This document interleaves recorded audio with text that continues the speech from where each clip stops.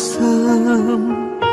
Tình cờ lướt qua con phố quen, quyện hơi ấm thu hoài, hòa xa băng ngàn năm, làm trái tim thôi ngủ yên.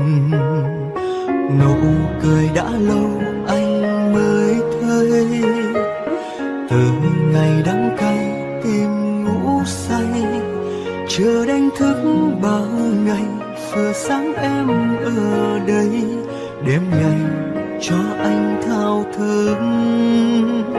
Và chỉ mong trong cơn say anh có thể thốt nên lời tiếng yêu thương lần đầu khó nói là sao.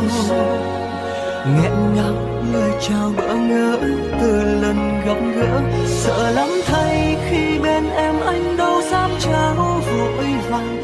Đã bao lần tình vội đến cũng vội đi, chờ ngày lời chào bỏ ngỏ cùng người bày tỏ, nói có sẽ khó nhưng phút.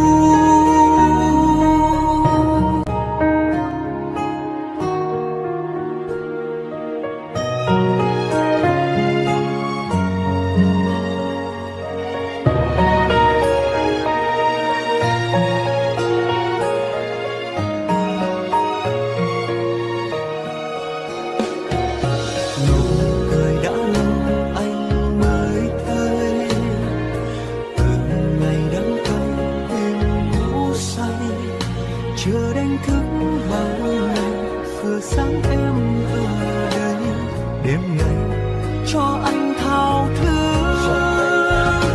Và chỉ mong trong cơn say anh có thể thốt nên lời tiếng yêu thương lần đầu khó nói làm sao. Nghẹn ngào lời chào bỡ ngỡ từ lần gặp gỡ, sợ lắm thay khi bên em anh đâu dám trao vội vàng. Đã bao lần tình vội đến cũng vội đi,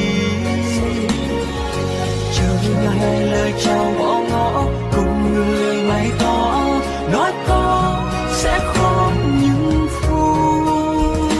Và chỉ mong trong cơn say anh có thể thốt nên lời tiếng yêu thương lần đầu khó nói làm sao.